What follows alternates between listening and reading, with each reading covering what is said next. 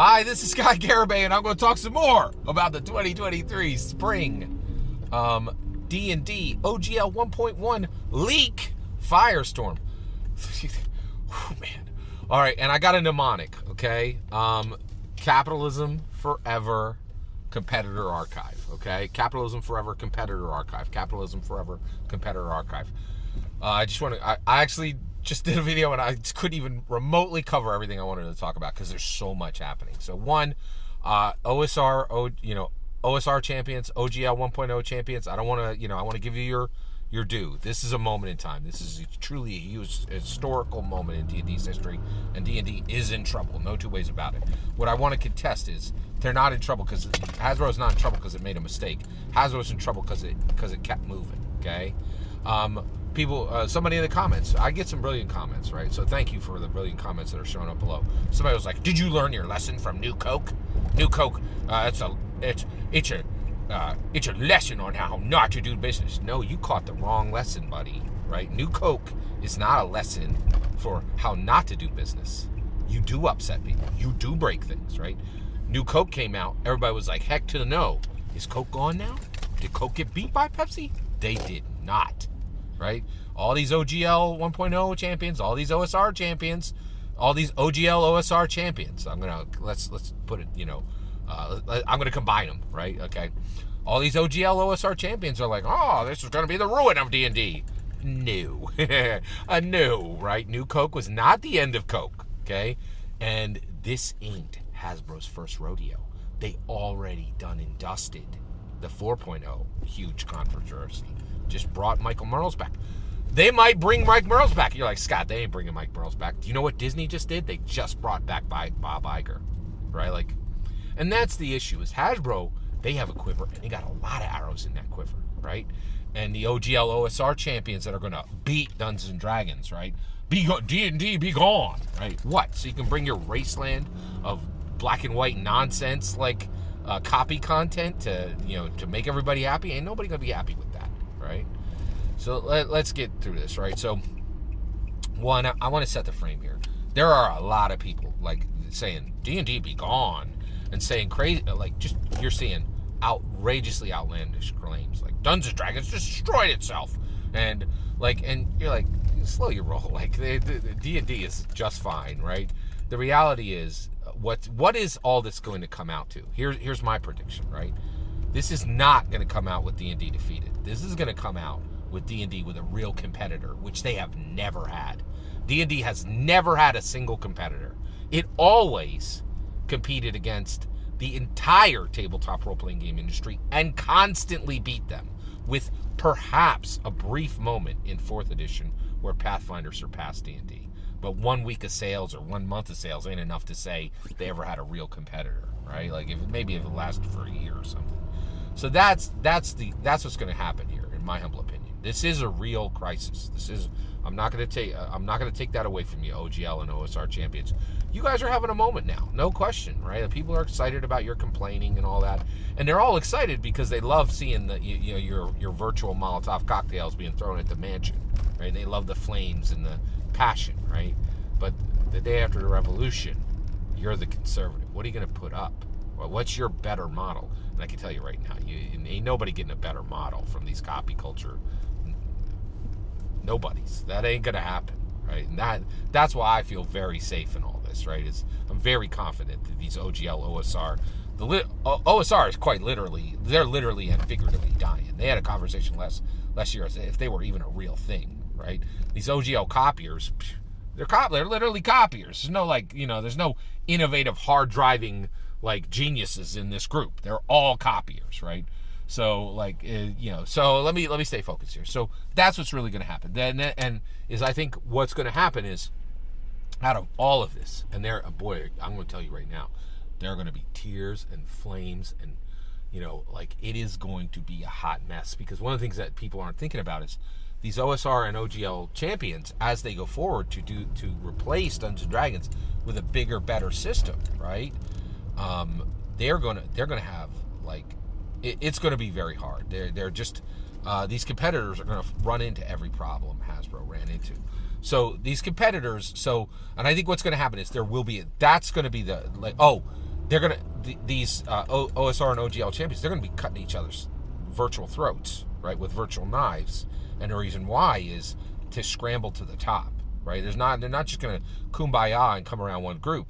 And there's gonna be people who invest incredible amount of hours and time and make sacrifices, maybe even divorce. Like, do not forget, Gary Gygax sacrificed his marriage to build Dungeons & Dragons, right? Like, that is, and every single person in his family paid a desperate price for that. Like, are you ready? Like, are you OSR and OGLs ready to do that? To pour your life in and then lose because somebody else gets the crown? Right? That's the point. Is they all think it's going to be super easy. It's not, right? And why is it not? Because everybody on the internet loves to burn it all down, right? Creation is hard, right? You OSR OGLs are having fun in the burn it all down phase, right? Wait until you're the builders. Wait until you're the builders, and every problem that Hasbro has is yours. Wait until you're there, right? And then all this smack talk just turns to ash in your mouth, and that's what's going to happen, right? All right. So competitor. So you're going to get a competitor. The other thing is, like, people are like, "Oh, D&D's going down," right? Y'all don't know, man. You are forgetting history, right? Here's one of the things D&D could do. They could go dark for a year. They could go dark for 3 years, right? And keep making money on Magic the Gathering and a bunch of other, material, and G.I. Joe and 100 other things Hasbro owns, right? And they could just go dark. They could shelve it, right? And then let the OSR and the OGL champions build whatever they're going to build, and then just smash through the wall they built by coming back and saying, "Hey, everybody, are you happy with Orc open role-playing creative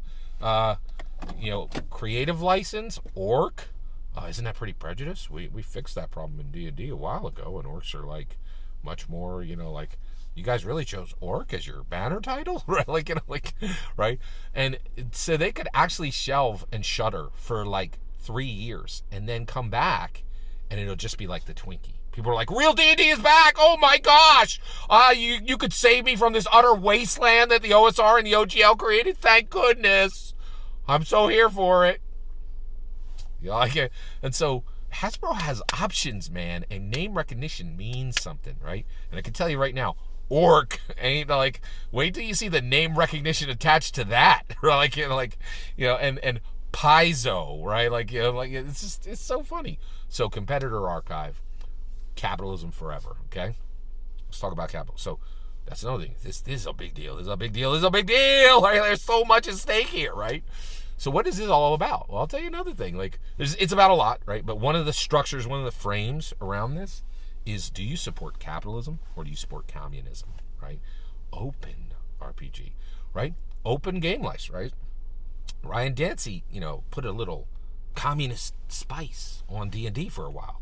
And it did help. I'm not going to take that away. Ryan Dancey, he really helped in the early 2000s, right? But, but the reality is he was just putting communist spice on the capitalism taco, right? D&D is capitalist, right? And Gary was an American. He disguised his human improvement engine, in my humble opinion, as a capitalist product because he knew, as a capitalist game, because he knew people would buy it like crazy, right? And so the reality is, where's your energy? Are you a capitalist like me and you support big corpo quality, right? Like, that's what Hasbro brings. I want 256 pages of good art, good writing, good layout. I don't want your garage band nonsense, right? I support capitalism. Why do I support capitalism? Because I know communism sucks. Here's why, right? The whole world just broke in half from Great Pandee. Who put up all the good? Who put all the good vac?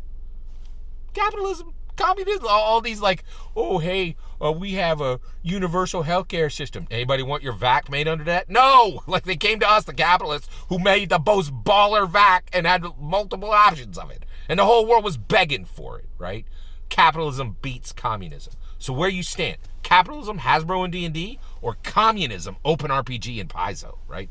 What are you? Are you a capitalist or are you a communist? And this is the thing I think is really, really fascinating. A lot of these OSR think they're red pill, but oh, look how quick they're blue pill when it comes to D&D. You bunch of bunch of communists. Come on, like, ridiculous, right? And then here's the other one question. And there's so much at stake here. So much at stake. I love this. I have to admit, like, watching the flames lick higher, baby. There's a lot here, right? Like, D&D gives adventure, right? Even its literal product history is adventure and breath weapon flames, right? Like, forever promises, are they real? Are forever promises real, right? Good question, right? To me, this was always unicorn tears, right? Like, people are like, oh, the OGL was a forever in perpetuity. And I'm like, dude, are you... Paizo's even like, yeah, no corp can promise anything. We're going to put this right over to a non-profit, right? And so the idea that this corporate, like, Ryan Dancy meant well, but the reality is it was just like a president making a 10-year promise on a 4-year campaign, right? In his last 4-year campaign. Oh, here's my 10-year, and whoever picks up next is going to carry this forward.